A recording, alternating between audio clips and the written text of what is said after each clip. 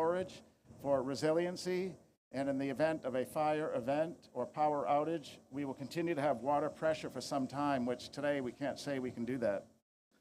Now, people have asked already, how much does it cost to build this thing? And the construction isn't cheap. This tower behind me is $13 million to design and then build. But it does improve our community's water infrastructure and, more importantly, the quality of life for us here in the city of Corpus Christi. We know that Flower Bluff residents, who's here from Flower Bluff? I met several of you this morning. So you all know better than we because you live right here on this peninsula. But the residents and the businesses with this water tower now will experience more consistent water pressure. And particularly during peak usage times, like in the morning when everybody's getting ready for work, right? Or during power outages that are short in nature, will still, with 3 million gallons, continue to have water service to the residents. And the increased storage capacity means we can handle those types of interruptions that today we can't. So in the past 8 years, Corpus Christi Water, who has this new name, there's a hornet over here, Corpus Christi Water, this water tower is one of 3 that have been built over the past 8 years. So that includes the one on Holly, right? Y'all know that one if you drive in the inner city. Rand Morgan, we have a smaller one that services kind of the Annabelle, Toloso Midway area. This new one here in Flower Bluff, and the question is, when's the next one coming? And Councilman Pusley knows, but it will be in the Cal Allen proper area off of the Northwest Boulevard. For decades, that community has suffered with water pressure, and it is worse than what it was here. So we're working already on identifying real estate to build a brand new water tower there as well. So in addition to water towers, you all know from following the news, we're also at record speed replacing water lines in our community. The city fell back in terms of constant line replacement. At one point, we were spending less than $5 million annually. Today, we're spending almost $30 million annually on line replacement. That means lines in your backyard that get the water ultimately to your home, or lines in the street. So far this year, we've replaced 60,000 lines of water line in our community. So another example to say, undeniably, we're rebuilding our city. The success of this project, though, I do need to recognize, comes from many individuals. It's not just one person or a team group. And we do want to thank the contractor, Landmark Services. Is Landmark here this morning? Okay, yes, sir. Landmark. The gentleman in the blue hat. We're real big, I am, and we try to teach our team to be as well on perfection. And I must say, walking inside there and seeing the perfection is, you guys have done an outstanding job, and we thank you for the attention to detail and the perfection that you delivered to us for this project. Thank you, Landmark. We also had our consultant that has helped us in many of our water projects, that's Adora. I'm not sure if anybody's here from Adora. Yes, sir? Is that Dan over there? Dan, how you doing? Okay, Dan Leindecker. Dan Leindecker and Adora have been a partner with the city for many years and a lot of our water and wastewater infrastructure, so they help with the design and then the construction process as well. Thank you both for being here as well. And then the city has an oversight team in our engineering department, and many people are here from our city's engineering department. Raise your hand, the engineering folks. Yes, sir? Okay. So as we recognize this morning's achievement, it is an opportunity to also look ahead to the future. As I mentioned, additional water towers. Specifically on Flower Bluff, a lot is happening here with the advocacy over the past 2 years from Councilman Dan Suckley. We know that the Oso Preserve connection, that former train trestle connecting it to the mainland through a hike and bike type system, is underway. We received $13 million from the state park system. And Shirley's been real instrumental with her teammates. Neiman and I walked the site a few years ago, and that project is moving forward. And Bond 2024, which you all will consider this November, there's several projects in there for Flower Bluff, including Graham Road and the pedestrian trail that's next to it, as well as Yorktown, the design of Yorktown, from the Mud Bridge all the way to Waldron. So those are 2 projects and many others that you will benefit from as you go across the city. And so as you can see, this city, again, unmistakably, is improving our infrastructure and our quality of life and in our delivery of services with a robust team of over 4,000 employees at City Hall, working every day of the week. We don't just work Monday through Friday. Every day of the week, we're working for this community so that it continues to be the best community that it can be, not only here, but in Texas. And so with that, I'd like to introduce Councilman Dan Suckley to come up to say a few words as well.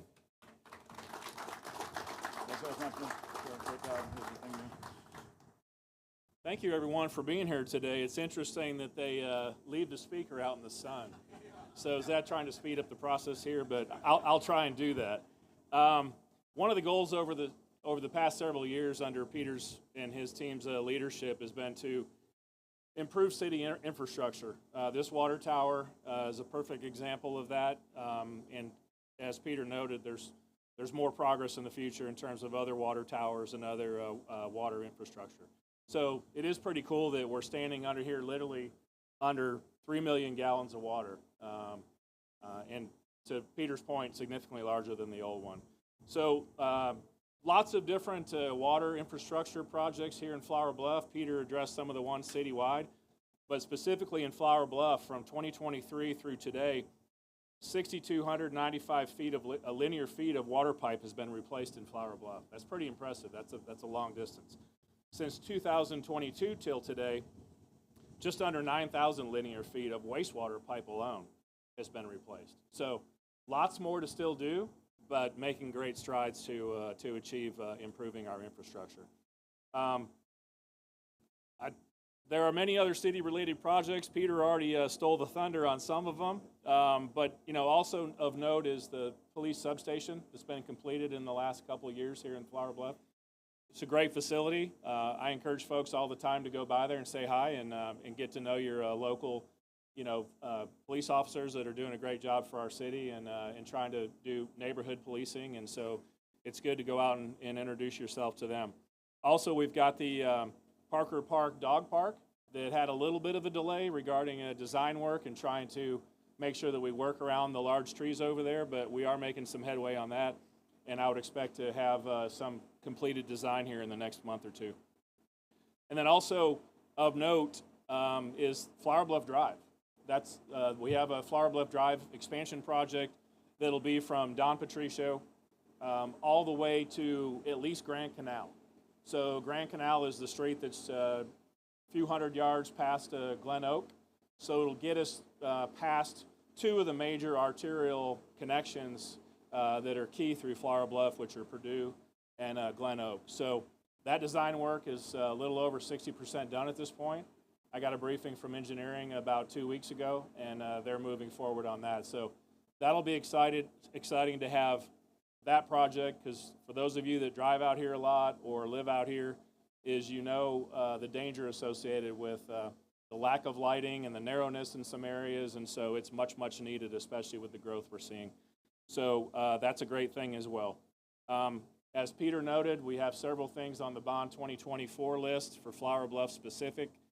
He noted a handful of them, but we also have the consideration of design work for a public boat ramp in Flower Bluff. And there's not one right now, and there's been some events in the last few weeks that have caused some folks to realize the importance of having our own public boat ramp. So hopefully that gets done as well with an affirmative from our community to pass the bond. Water tower is a prime example of collaboration between all the city departments, obviously CCW and engineering, and also our contractor and our Dura. Appreciate all y'all's work on this. And to Peter's point, impressive facility. Y'all shall be proud regarding the design and just the perfection of it. It looks great. Thank you to everyone involved for being here today. With that being said, I'd like to introduce Drew Molly. I would like to say, regarding Drew, is our city is extremely fortunate that we have Drew, that is a great leader for CCW, and he's got a lot of great teammates, including Nick Winkleman that's here today, that have moving the city forward in terms of its water needs. So let's give a big round of applause for Drew Molly. Thank you, Councilman. I really appreciate those nice comments, and I think you said it very well, just as the city manager said. This is a total team effort. It's not just about one company, one person. It's about the community coming together. It's about the right contractors, the right engineers, the right folks being at the right place at the right time, and I think we can all really be proud of the tower that we have here to help support something that everybody needs every day, which is safe, reliable drinking water. So I am Drew Molly, the Chief Operating Officer for Corpus Christi Water. As I've mentioned before, it's really with great pride and excitement that I stand here today in recognition of the Flower Bluff water tower. And frankly, in our world, in the water world, we call it an elevated storage tank. So that's what we call it. So this is a significant project milestone in our ongoing commitment to providing high-quality drinking water and services to our community, including Flower Bluff. Before we highlight a couple technical aspects of the project, I just want to acknowledge again the collaboration between our organization, CCW, so I represent Corpus Christi Water, and of course the community that made this project possible. I would also like to recognize again, we've got a dedicated team of engineers. We've got Dan Leyendecker here with Ardura. We've got Landmark Construction who did a great job on this tower. And so really, again, this is a testament of what we can do when we put our minds together and we work together. As the city manager just described, this tower here is twice the size of the tower that's across the street. So this is a 3 million gallon tank. The one that's across the street is 1.5 million gallons.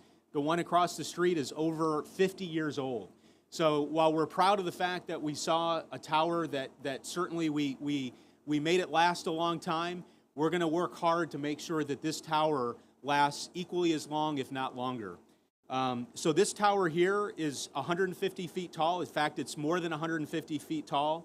And as we heard the city manager say, this tower is going to help us improve the water pressure. We have good water pressure, but it helps us improve that. It helps us with reliability. And then the other thing it helps us with is it helps make sure that we have water available in the event that we have an emergency, like a fire or something else that is sort of unforeseen, but something that we have to be prepared to address. This elevated tower is a concrete, so it's on a concrete support pedestal. It has a welded steel bowl. It has special coating to protect it from the elements. And then it has some technically advanced electrical and mechanical equipment that is integrated into our existing drinking water system.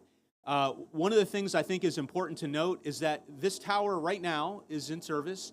It's being monitored as we speak. There are folks behind the scenes, as our city manager said, they're working 24 hours a day, 7 days a week. They're watching the water quality, they're watching pressure, they're watching how this tank works in terms of and how it integrates into our drinking water system.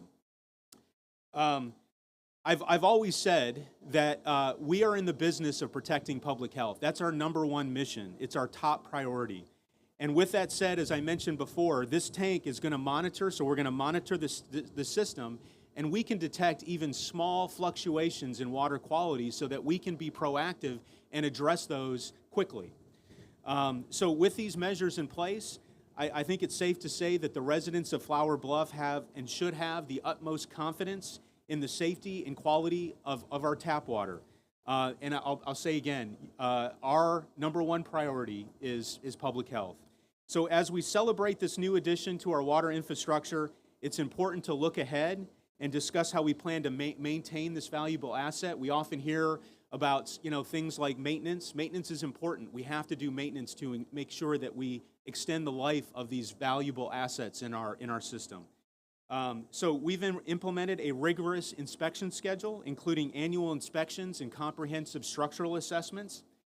And with that said, I want to say thank you to everybody here today that was part of this project, from the planning stages all the way here to today, to the celebration of this ceremony, this dedication ceremony.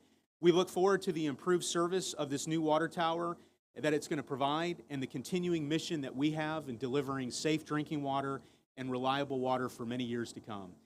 So thank you very much, and I'm going to turn this over to Cecilia.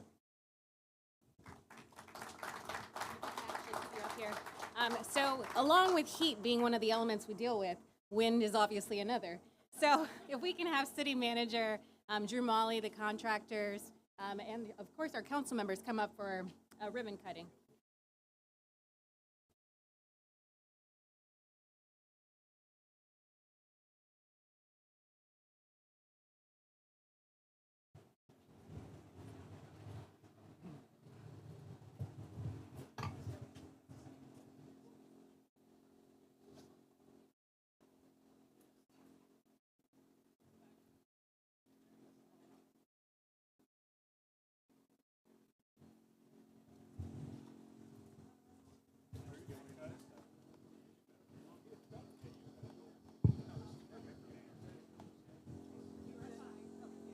Okay.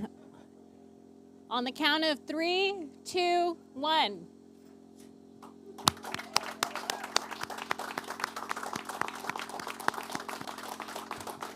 Thank you, and that concludes our news conference.